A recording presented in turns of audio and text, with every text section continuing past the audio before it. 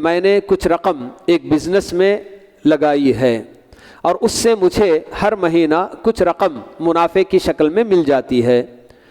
اس پر زکوٰۃ کا کیا حکم ہے پوچھ رہے ہیں، جبکہ ساتھ میں یہ بھی بتا رہے ہیں کہ جو رقم مجھے ہر ماہ ملتی ہے وہی ماہانہ خرچے کے لیے استعمال ہوتی ہے۔